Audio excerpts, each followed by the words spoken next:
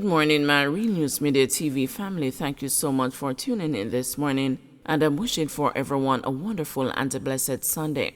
And in the news this morning for January 21, 2024, 2 men in custody after gun and ammunition seized. 2 men are now in custody after the police in Santa Cruz seized the 1 9mm pistol with a magazine containing 3 9mm rounds of ammunition on Institution Drive, Santa Cruz in St. Elizabeth on Saturday. Their identities are being withheld pending further investigations. Reports are that about 11 a.m., a team of officers was conducting a vehicular checkpoint operation in the area when the driver of a Honda Civic motorcar with the 2 men aboard was signaled to stop. The vehicle and its occupants were searched, and the weapon found in the possession of one of the men. They were taken into custody. NTU facing new challenges. Mandeville-based Northern Caribbean University has concluded that the recently opened Maypen to Williamsfield Highway is driving some students and workers away from the institution. The university's president, Professor Linton Edwards, says many landlords have increased their rent prices because of the highway, which reduces the travel time from Manchester to Kingston. Professor Edwards says some students and workers have told him that the price of rent has increased by 50%. He says NCU is seeking to purchase lands to build housing for students and workers that will make rent prices more affordable. Professor Edwards also noted that the government's recent public sector compensation adjustments has made it difficult for private institutions like NCU to retain lecturers who are now being enticed by more attractive salaries in the state-run colleges and universities. We are trying to attract others. It proves to be challenging, and that is why we want to prevent any further loss by trying to improve the housing conditions. We have a plan to build student houses on the campus of the Northern Caribbean University, but for our workers, we need additional lands to be able to assist those workers so that they can have affordable housing. Some of the teachers are tempted to leave the private institutions to go and work in the public institution where they have greater salaries and also benefits as well. So the private institutions therefore have to devise strategies to counter this and to keep its workers so it can remain viable. NEPA officer who first identified the breaches at a controversial Charlemont housing development is the one interdicted. The news has been informed that the National Environment and the Planning Agency's officer who first identified breaches at the controversial Charlemont Drive development is the individual who was interdicted last week. The development is owned by President of the National Water Commission, Mark Barnett, and his wife, Annette Frances Barnett. The couple escaped prosecution for breaching the environmental permit for their development, as the time for such breaches had expired by the time action was initiated. Director of Public Prosecutions Paula Llewellyn, in her recent findings, stated that the officer from NEPA observed and noted a breach on December 17, 2020. However, 7 days earlier, an officer from the KSAMC visited the location and determined that the development was compliant with the plans approved by the local authority. But according to leaked documents, the officer who was sent on interdiction on January 17, pending further investigations, is accused of bringing the NEPA into disrepute and of inefficient work performance in that he failed to carry out established enforcement procedures in regards to monitoring the development. The news understands that the investigation is for NEPA to determine whether there is a disciplinary case for the officer to answer. As a result of the alleged gross misconduct, the officer is to receive 80% of his salary during the period of interdiction. In the meantime, a senior human resource officer has been appointed to lead the investigation. The Charlemont development became the subject of an investigation by the Integrity Commission and a subsequent ruling by the Director of Public Prosecutions, Paula Llewellyn. Ms. Llewellyn said given that the breach was first identified by the National Environment and the Planning Agency on December 17, 2020, prosecution should have been initiated by December 17, 2021. Two minor quakes felt in eastern Jamaica. The earthquake unit at the University of the West Indies, Mona, says the two minor earthquakes occurred in eastern Jamaica Friday night into early Saturday morning. The first, with a magnitude of 3.6, occurred at 10:15 p.m. Friday. The epicenter was approximately 13 kilometers north of Yallas in St. Thomas. Then a quake of preliminary magnitude 3.5, located approximately 13 kilometers north of Yallas, was reported as felt at 12:49 a.m. on Saturday. The quakes were reportedly felt in St. Thomas, Kingston, and St. Andrew. 11 crashes, 12 dead in first 2 weeks of New Year.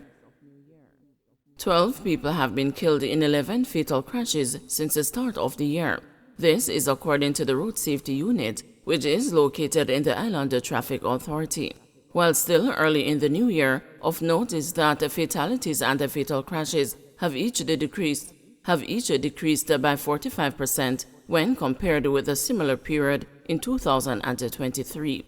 The RSU said fatalities for 2024 are projected to decrease by 2% when compared with 2023, when a total of 425 people were killed in 384 fatal crashes. So far, motorcyclists account for 50% of the road users killed since the start of the year, pedestrians account for 25%, private motor vehicle drivers account for 17%, and the private motor vehicle passengers account for 8%. Vulnerable road users, such as pedestrians, pedal cyclists, motorcyclists, and pillion riders, account for 75% of the road users killed since January 1. Males make up 83% of all victims, with females accounting for the remaining 17%. NHD remains mum on settlement with a developer in $2.5 billion contract dispute. The state-owned National Housing Trust has remained silent on details of the deal it has struck with a developer it accused of not delivering 200 houses, for which it advanced $650 million. A week ago, attorney-at-law Michael Williams confirmed that there was a mediated settlement between his client Dexim Holdings Limited and the NHD in the dispute that arose over a $2.5 billion contract. Under a 2-year guaranteed purchase agreement signed in August 2019, the NHD committed to buying 200 houses at $12.5 million per unit in Dexim Holdings Out of the Blue development in Discovery Bay, St. Anne. The agreement was amended and the deadline extended to August 2022. However, the NHD filed a lawsuit against the Dexim a month later, alleging that despite advancing $650 million to Dexim, it had not received any of the houses and that the company was even selling lots assigned to it. The NHD admitted to making payments before receiving the designs. The company disputed the allegations and insisted that its operations were significantly impacted by the COVID-19 pandemic and the resulting high cost of goods and services. Dexim's attorney confirmed the matter was heard in court on January 9, where the parties advised of the settlement and agreed to court orders, issues he declined to discuss. The NHD, which is funded through a tax on employees and employers, reports directly to Prime Minister Andrew Holness. It confirmed receiving the news's questions on January 10, but has still not provided any response.